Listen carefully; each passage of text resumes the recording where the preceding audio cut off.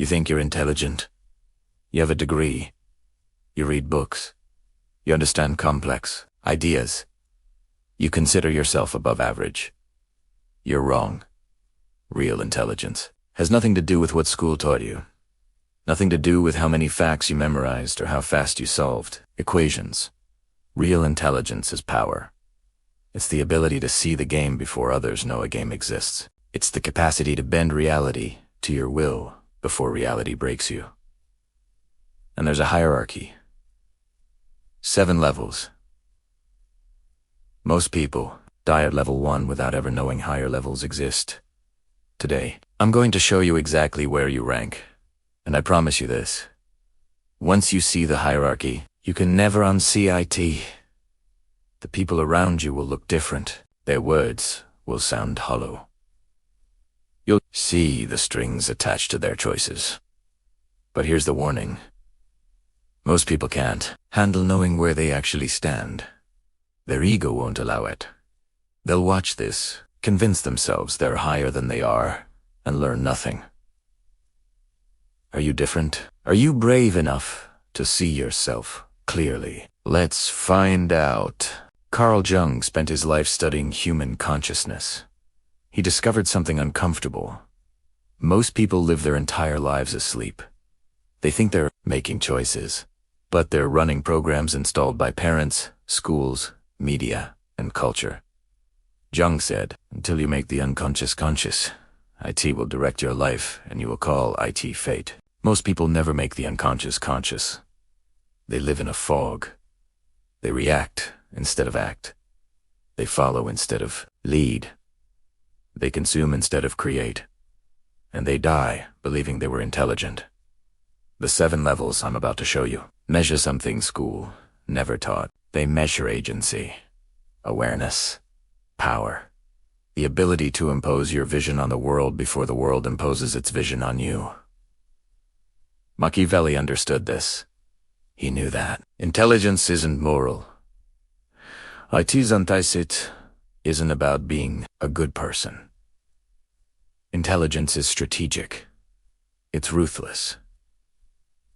It's the difference between the prince who rules and the prince who gets killed. Machiavelli wrote, "Everyone sees what you appear to be. Few experience what you really are." The 7 levels are about moving from appearance to reality, from being controlled to controlling, from sleeping to waking to transcending. Here's how this works. I'll describe each level. I'll show you the psychology behind IT. I'll give you real examples, and you'll recognize yourself. You'll recognize people you know, and by the end, you'll know exactly where you stand. Most of you are at level 2, maybe 3, and that's fine. Awareness is the first step. But if you're honest, truly honest, you'll see the gap between where you are and where you think you are. That gap is where growth begins. Let me start with a story. A man named David, 36 years old. Decent job, decent life. David considers himself intelligent. He graduated college. He reads articles. He has opinions on politics, economics, culture. But David's life is completely reactive. He wakes up when the alarm rings. He goes to work because the boss expects it. He buys things because advertisements tell him to. He believes things because the news said them. David thinks he's making choices. He's not. He's following scripts. Scripts written by others. And he doesn't even know it. David is level 1. And level 1 is where 90% of humanity lives and dies. Before we dive into level 1, understand this. The levels aren't about morality. They're about power, about consciousness, about freedom. A person at level 1 can be a good person. Kind, honest, hardworking. But they're still asleep. Still controlled. Still powerless. A person at level 7 might be cruel by conventional standards. But they're awake. They're free. They're sovereign. The hierarchy doesn't care about your values. IT only measures your awareness and your agency. Nietzsche understood this.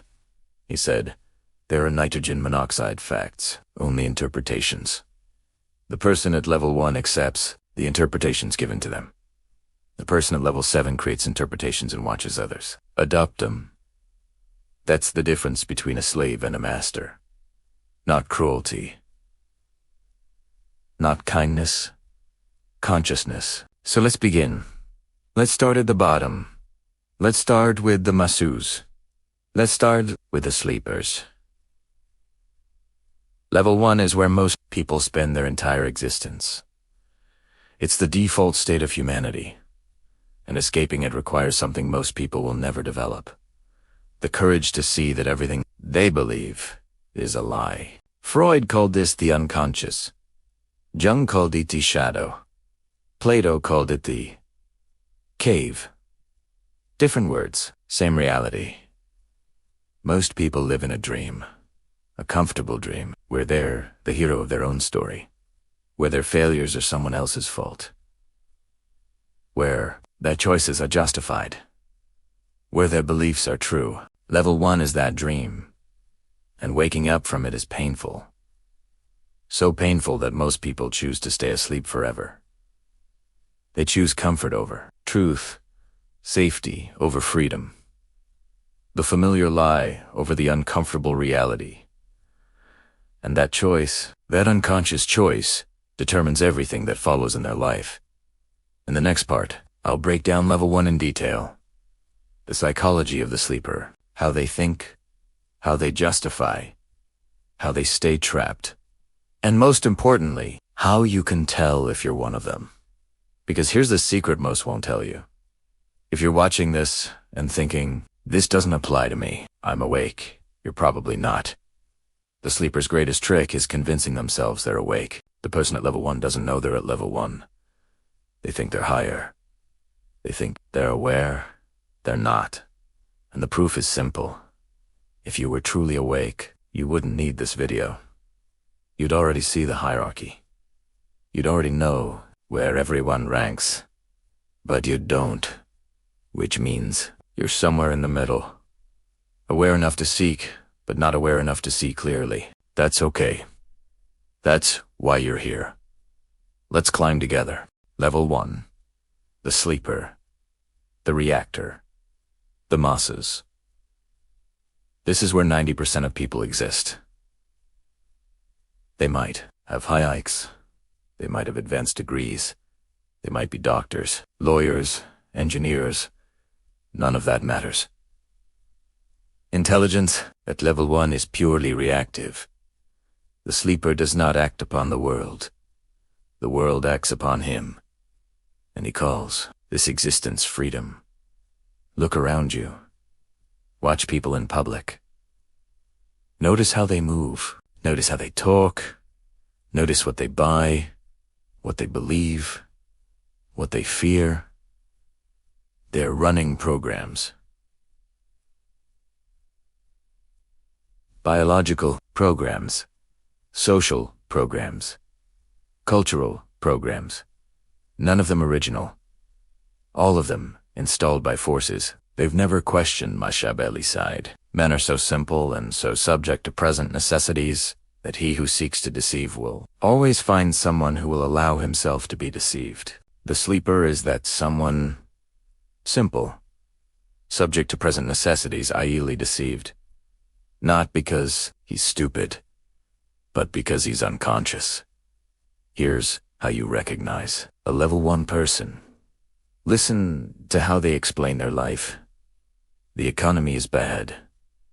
That's why I'm broke. My boss is unfair. That's why I didn't get promoted. My ex was crazy. That's why the relationship failed. The system is rigged. That's why I can't succeed.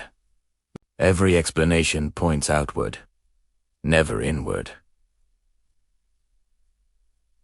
The sleeper has an external locus of control. Everything that happens to him is someone else's fault, someone else's responsibility. someone else's decision. He is a leaf in the wind, and he thinks this makes him a victim. IT doesn't. IT makes him unconscious. Epictetus tugged. IT's not what happens to you, but how you react to IT that matters. The sleeper never learned this lesson. He reacts to everything, and his reactions are predictable, programmed, automatic. Insult him and he gets angry. Flatter him and he glows. Advertise to him and he buys. Command him and he obeys. He is nitrogen monoxide, inner compass, nitrogen monoxide, self-direction. He's waiting for the world to tell him what to do next. And the world is happy to oblige. The sleeper's greatest fear is not failure. It's autonomy. Freedom terrifies him. If you gave him complete freedom, he would panic. He would freeze. He craves structure. He craves authority. He needs someone to tell him what's right and what's wrong. This is why the sleeper is obsessed with consensus. He checks what others think. Before forming an opinion, he looks at trends before making choices. He needs validation from the crowd. His worst nightmare is standing alone, being wrong alone, choosing differently from the group. So he doesn't. He blends. He conforms. He disappears into the mass. And he calls this intelligence. Jung called this the collective unconscious, the shared pool of programs that most humans swim in without realizing they're wet. The sleeper lives entirely in the collective unconscious, ASE, no individual consciousness, no original thoughts. He's a biological echo chamber, repeating what he heard, believing what he was told, and he will die this way. Never knowing there were higher levels, never knowing he was asleep. But some people wake up. Not many, but some. They wake up and realize the game exists. They realize they've been played. And they enter level 2. Level 2. The performer. The mimic. The midwit. The performer has realized something. The sleeper hasn't. Intelligence is valuable. Intelligence brings respect, status, admiration. The performer wants these things desperately, but the performer doesn't have real intelligence yet. So he fakes it. He performs it. He wears it like a costume. The performer is the person at the dinner party using big words he doesn't fully understand. He's the social media activist adopting every trending cause. He's the guy who quotes philosophers he's never read. Nietzsche said, the individual has always had to struggle to keep from being overwhelmed by the tribe. The performer thinks he's escaping the tribe. He thinks he's special, enlightened. Above the masses, he looks down at the sleepers with contempt, but he's not free. He's just performing a different script. The script of the intellectual. The script of the awakened. The script of the elite. And this script is just as programmed as the sleeper's script. More insidious, actually, because the performer thinks he wrote. IT himself, the performer, is obsessed with appearing intelligent, not being intelligent. Appearing everything. IS aesthetic. Everything is signal. He collects credentials like trophies, degrees, certifications, courses, books on his shelf he's never read but wants you to see. He name drops. He references. He positions himself. Ask someone who knows, but ask him to solve a novel problem. Ask him to create something original. Ask him to build a system from scratch. He can't, because he's never learned to think, only to perform thinking. Robert Greene warns about this in the 48 Laws of Power. He calls IT the dangers of isolation. The performer is isolated from reality. He lives in abstractions, in theories, in concepts. He's borrowed from others. He has nitrogen monoxide connection to the real world. 2 practical results. 2 measurable outcomes. He judges everything by how impressive it sounds, not by whether it works.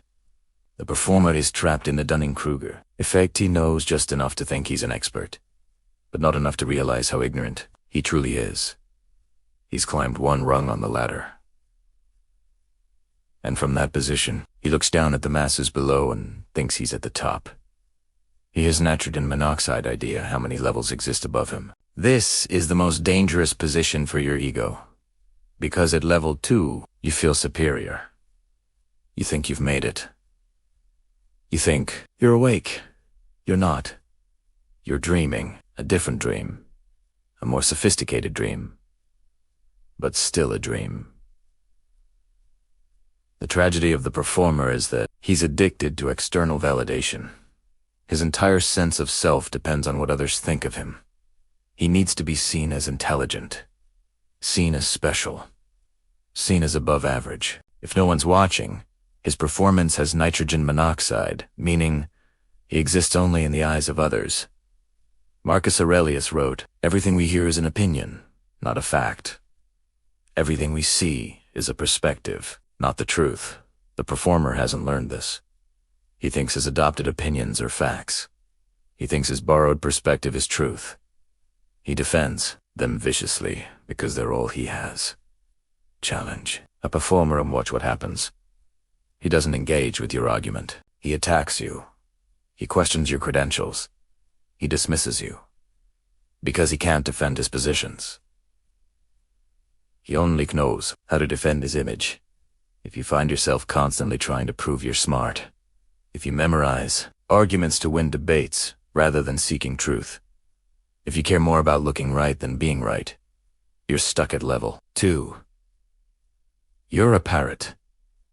Colorful, loud, capable of speech, incapable of thought, but there's hope. Because awareness of the performance is the first step toward authenticity. Once you see that you're performing, you can stop. You can move to level 3. Level 3 is where real intelligence begins. Level 3, the calculator, the strategist, the fox. This is where most people who consider themselves awake actually live. This is the red pill, the black pill, the harsh truth crowd. The calculator has done something the sleeper and performer haven't. He's stopped caring about validation. He's stopped performing for others. He's dropped the mask, and he's looked at reality with cold, clear eyes. And what he's seen has made him ruthless. Machiavelli wrote, "The lion cannot protect himself from traps, and the fox cannot defend himself from wolves. One must therefore be a fox to recognize traps, and a lion to frighten wolves." The calculator is the fox. He sees the traps. He understands how the game works. He knows that morality is negotiable, that rules are suggestions, that society runs on incentives, not ideals. And he uses this knowledge to win. Not to be good, to win. The calculator looks at every situation and asks 3 questions. What do they want? What are they afraid of? How can I use this? He's transactional. He's strategic. He's effective. He climbs corporate ladders not by working hardest, but by maneuvering smartest. He knows who to flatter, who to avoid, who to betray, who to protect. He treats relationships like chess. Every person is a piece. Every interaction is a move. Every friendship has a purpose. Nothing is wasted. Nothing is accidental. This makes the calculator powerful, significantly more powerful than the sleeper or performer. He gets results. He advances. He accumulates resources, but the calculator pays a price. A price most people at this level don't realize until I tease too. Late, loneliness. When you view every interaction as a transaction, you kill connection. When you see people as chess pieces, you can't see them as human. When you trust nitrogen monoxide 1, no one can reach you. The calculator becomes isolated. Not physically, socially, but psychologically. He's surrounded by people, but alone in his mind. Because he's convinced that everyone else is a calculator too. Freud would call this projection. The calculator projects his own ruthlessness onto the world. He assumes everyone is manipulating. Everyone is playing angles. Everyone is fake. Sometimes he's right, but not always. And his inability to distinguish genuine from strategic makes him paranoid. He watches his back constantly. He second-guesses every kindness. He interrogates every compliment. Because in his world, nothing is free. Everything has strings attached. Arthur Schopenhauer said, "We forfeit 3/4 of ourselves in order to be like other people." The calculator forfeited the opposite 3/4. He forfeited warmth, trust, and spontaneity to become effective. And he thinks this trade made him free. IT didn't. IT made him a different kind of prisoner. A prisoner of his own strategy. The calculator is always playing. Always calculating. Always 3 moves ahead. You can't turn IT off. Can't relax. Can't just be. This is level 3. Powerful but hollow. Successful but lonely. Winning but wondering if the game was worth playing. Many people, stop your COS.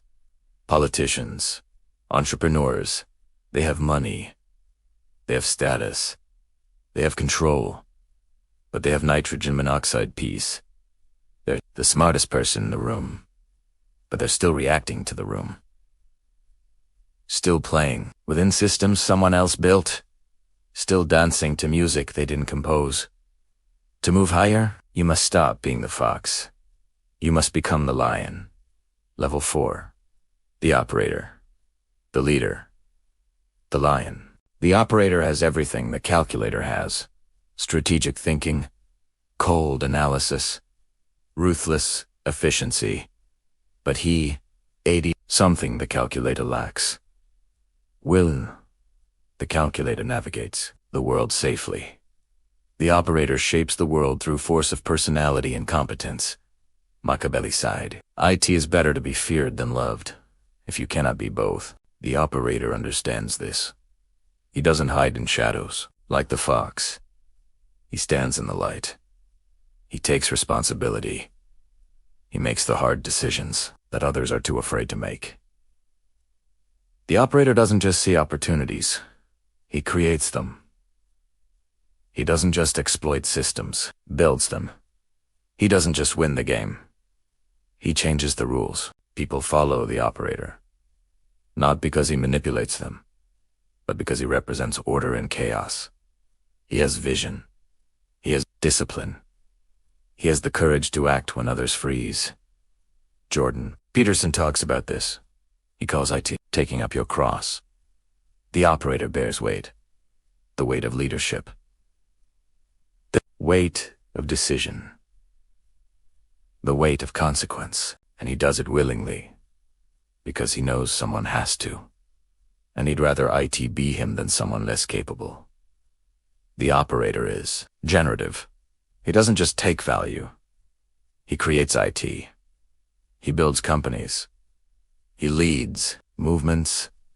He organizes communities. He turns chaos into structure. But the lion has a fatal flaw. Visibility. The operator's loud. He stands at the front. He takes credit.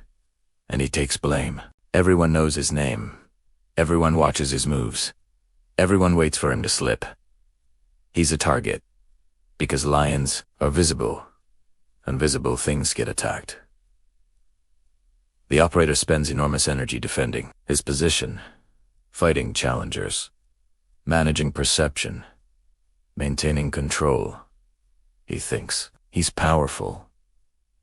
But he's actually exhausted. Nietzsche said, "He who fights with monsters should look to IT, that he himself does not become a monster." The operator fights constantly and slowly. Without realizing it, he becomes what he fights against. Hard, closed, defensive, paranoid. His power depends on his presence. If he gets sick, the empire crumbles. If he shows weakness, the wolves attack. If he steps away, everything falls apart. The operator is trapped by his own strength. He's become indispensable. And indispensable. Mens impressionet. He looks at his life and realizes something devastating. He built a cage of gold, and he's locked. Inside I-8, this is where most powerful people get stuck. Bezos, Musk, Zuckerberg, they have everything. And they have nothing. Because they can never stop, never rest, never disappear. Their power requires constant maintenance, constant vigilance, constant performance. They're not free. They're the highest paid slaves in history. To transcend this trap, you must learn something the operator never learned. The most dangerous things are the ones you cannot see. You must become invisible. You must enter level 5. Level 5. The Puppeteer. The Architect of Influence.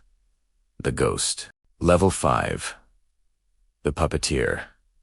This is where intelligence becomes invisible. The puppeteers realize something the operator hasn't. Direct control is inefficient. It creates resistance. When you push people, they push back. When you command, they resent. When you stand in the light, you become a target. But if you make people want to do what you want them to do, you own them. And they never know it. This is soft power. This is influence. This is the invisible hand that shapes reality while leaving nitrogen monoxide fingerprints. Robert Greene built his entire career teaching this level. The 48 laws of power, the art of seduction, the 33 strategies of war. All manuals for the puppeteer. The puppeteer doesn't stand on the podium. He whispers in the ear of the person on the podium. He doesn't fight for the crown. He controls whoever wears IT. He operates through proxies, through intermediaries, through systems that seem natural but are carefully designed. He creates situations where the outcome is inevitable but everyone feels like they made a free choice. Machiavelli understood this perfectly. He wrote, "Never attempt to win by force what can be won by deception." The puppeteer lives by this principle. Why fight when you can seduce? Why command when you can suggest? Why be visible when invisibility gives you more power? The puppeteer studies psychology at depths most people never reach. He understands that humans are driven by two forces, desire and fear. Everything else is decoration. Find what someone wants. Find what they're afraid of.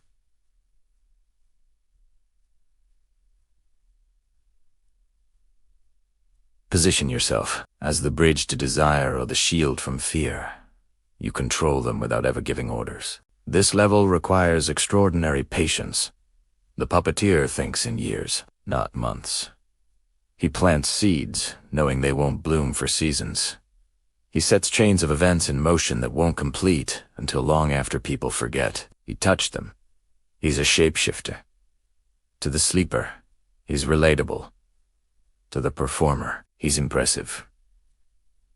To the calculator, he's an ally. To the operator, he's a loyal advisor. He becomes whoever he needs to be. Jung called his wearing masks. The puppeteer has mastered the art.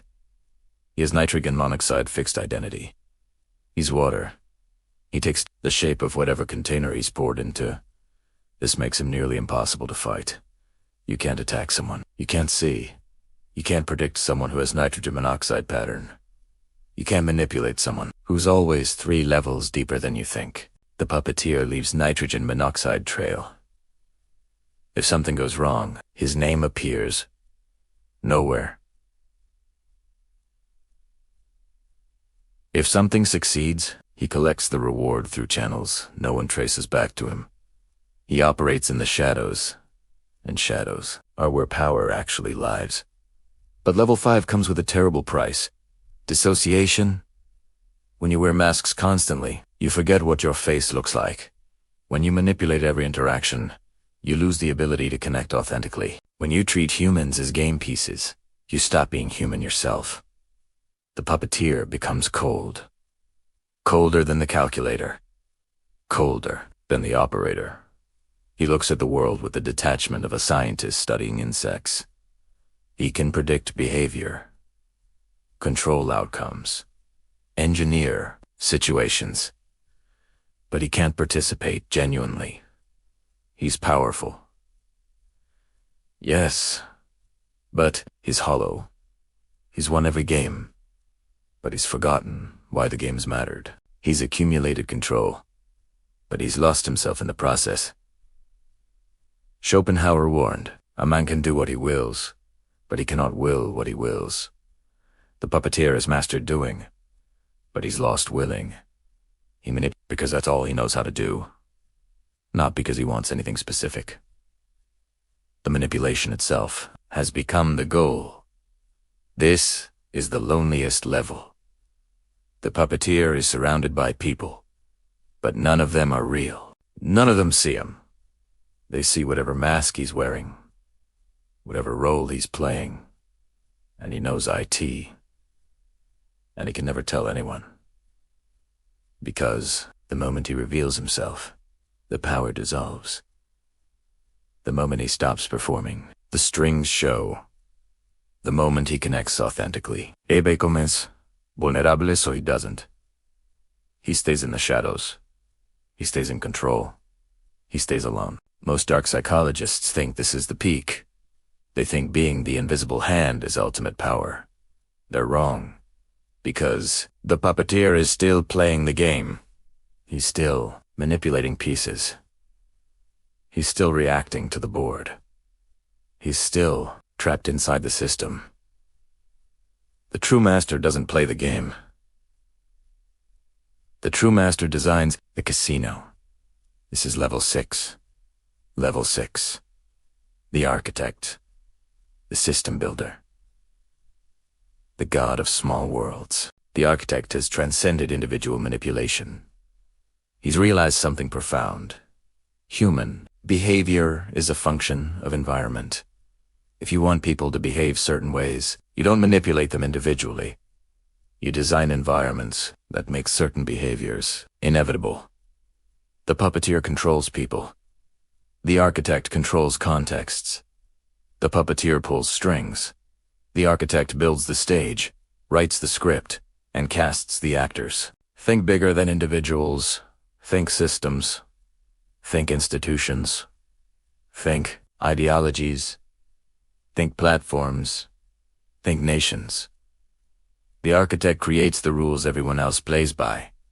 While others are fighting over pieces, the architect owns the board. While others are trying to win the game, the architect collects rent from everyone playing. Plato understood this.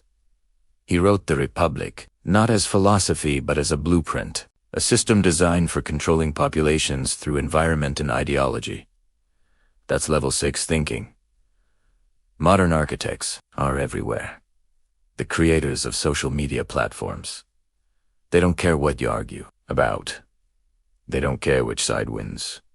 They built the arena. They profit from the conflict itself. The designers of educational systems. They don't care what you learn. They care that you learn compliance, obedience, the acceptance of authority. The system produces reliable workers. That was the design. The architects of financial systems. They don't care if you get rich. They care that you participate, that you believe in the game, that you stay inside the system they control. Level 6 is about second, third, and fourth order effects. The architect thinks in decades, in generations, in civilizations. While others live quarter to quarter, the architect plants seeds that bloom 50 years later. Thomas Hobbes described this in Leviathan. the social contract, the architecture of civilization. Power isn't about controlling individuals. IT is about designing the structure that makes control unnecessary. The architect is rare. Maybe 1 in 10 million reaches this level. These are the names that survive history, not the kings who fought wars, but the men who designed the systems that made the wars inevitable. But even the architect has a weakness: attachment. He's attached to his creation. He cares if his system works. He has ego invested in the design. If his system collapses, he suffers. There's one level higher, one level that almost no one reaches. Where attachment dissolves, where ego, diesan, where power becomes absolute, because it wants nothing. Level 7. The void. Level 7. The void. The sovereign. The ghost king. This is the final level. And it's the hardest to explain, because IT requires understanding something most people never accept. True power comes from wanting nothing. The void has mastered the ultimate lesson: detachment, complete psychological and emotional independence from the external world. Marcus Aurelius wrote, "You have power over your mind, not outside events." Realize this, and you will find strength. The void has realized this fully. He owns nothing, yet possesses everything. He fears nothing because he's attached to nothing. You cannot threaten a man who doesn't care if he lives or dies. You cannot bribe a man who desires nothing you have. You cannot manipulate a man who has nitrogen monoxide ego to stroke. This isn't weakness. This is the ultimate strength. Because every other level has vulnerabilities. The sleeper can be commanded. The performer can be embarrassed. The calculator can be outsmarted. The operator can be challenged. The puppeteer can be exposed. The architect can see his system destroyed. But the void cannot be touched, because he's not there. He's everywhere and nowhere. He's inside the game and completely outside it, simultaneously.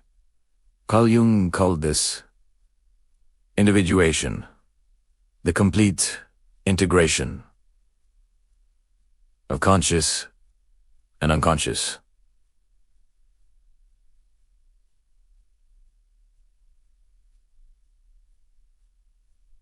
An unconscious false self, the birth of something beyond personality.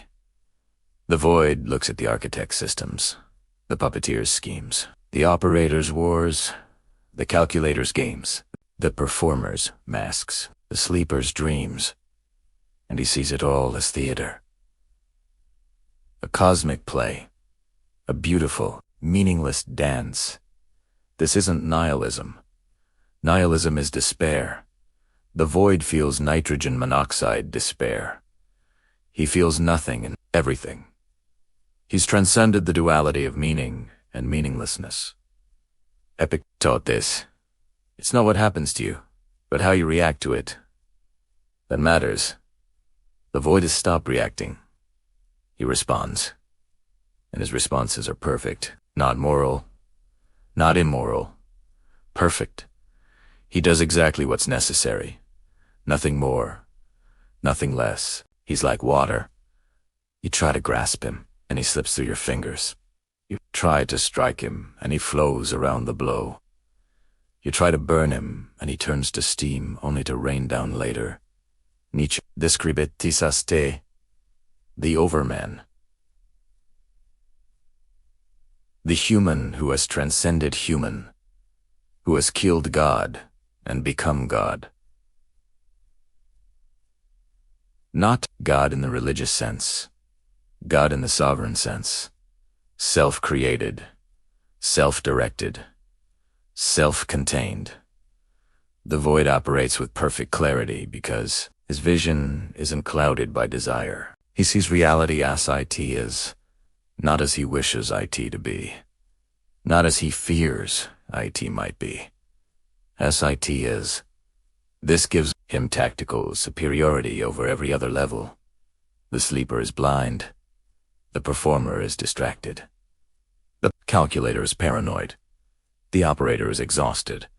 The puppeteer is dissociated. The architect is attached. The void is clear, and clarity is the ultimate weapon. If you encounter a man at level 7, you are helpless. You cannot read him because he reflects whatever you project. He's a mirror. Look into him, and you see only yourself. He can descend to any lower level at will. He can play the operator when leadership is needed. Drop to puppeteer when influence is required. Become the calculator when strategy is called for. Then ascend back to the void. He uses the other levels as tools, but he doesn't live there. He lives in the fortress of his own mind. A fortress with nitrogen monoxide doors, nitrogen monoxide windows, nitrogen monoxide way in except invitation. This is the ultimate freedom. Freedom from the need to be somebody. And paradoxically, this is where the greatest power lies, because the man who needs nothing commands everything. Machiavelli, Rota Fortuna. Fate. Luck. The chaos of the universe. He said half of life is governed by fortune, and half by our will. Most people fight fortune. TO, control, IT. Try to predict it. The void has aligned his will with fortune. He doesn't fight the current. He becomes the current. He's surrendered control and gained power through surrender. This seems paradoxical. IT is. That's why so few reach this level. Because reaching IT requires killing everything you think you are. Your identity, your beliefs, your attachments, your desires, your fears. All of IT must die, and most people won't do IT. They'd rather stay at level 2 or 3, performing OR, calculating, pretending, or strategizing. Because death of the false self is terrifying than physical death. The void has died and been reborn. Not metaphorically, psychologically, the person he was is gone. What remains is something else. Something beyond personality, beyond ego, beyond human in the ordinary sense. He walks through the world but is not of the world. He participates but is not bound. He acts but is not attached to outcomes. He speaks but his words mean nothing and everything. This is the level that spiritual traditions point toward. Buddhism's enlightenment, Taoism's sage, Stoicism's perfect rationality. They're all describing the same state. Different words. Same void. Now the mirror is in front of you. Where do you rank? Be honest. Brutally honest. The lie you tell yourself is the most expensive lie you'll ever buy. Are you a sleeper? Drifting? Reacting? Waiting for permission to live? Blaming the world for your failures? Are you a performer? Seeking applause? Memorizing quotes? Pretending to understand? Addicted to validation? Are you a calculator? Trapped in transaction? Paranoid? Lonely? Winning but hollow? Are you an operator? Exhausted? Carrying weight? Visible? A target for everyone? Are you a puppeteer? Hiding in shadows? Wearing masks? Powerful but dissociated? Connected to nitrogen monoxide 1? Are you an architect? Building systems? Obsessed with legacy? Creating structures that outlive you? Or are you approaching the void? Detached? Clear? Sovereign? Beyond desire and fear? Most of you are oscillating between level 2 and level 3. You're smart enough to know the game exists, but you're still playing IT. Still seeking validation or calculating advantage. That's okay. Awareness is the first step. But understand this. The system is designed to keep you down. School trains sleepers. University creates performers. Corporations trap calculators. Society fears operators. The world hunts puppeteers. History forgets architects. And the void. The void is invisible, undetectable, beyond the system entirely. If you want to climb, you must go against everything you've been taught. You must kill the part of you that wants to be liked, the part that wants to be safe, the part that needs validation. You must accept that intelligence is not about being nice, not about being moral, not about being right. It's about being effective, about seeing clearly, about having power over self. How do you move up? You don't climb by adding more information. You climb by removing illusions. From sleeper to performer, wake up to the value of knowledge. From performer to calculator, stop caring what people think and care what works. From calculator to operator, develop courage and take responsibility. From operator to puppeteer, learn subtlety and psychology. From puppeteer to architect, master systems thinking. From architect to void, let go of everything. IT's a long road. A dark road, most turn back. They prefer the warmth of the herd. It's comfortable in the middle of the crowd. It's cold on the mountain. But the view is different. When you stand at the peak, looking down at the mass, you realize something. All the stress, all the drama, all the politics, all the noise. IT was just a game. Game you nitride monoxide longer have to play. You can just watch. And in that watching, you find the only thing that matters. Power over self. Where do you rank? Comment. Your level honestly. Don't lie. Don't inflate. Don't perform. Just be honest. Because that honesty is the first step toward climbing. And if this opened your eyes, if this shattered comfortable illusions, if this made you see the hierarchy you've been blind to, subscribe. Because this is just the beginning. Terre labels, within labels, techniques, within techniques, secrets within secrets. And I'll show them all to you. If you're ready, if you're brave enough, if you can handle the darkness.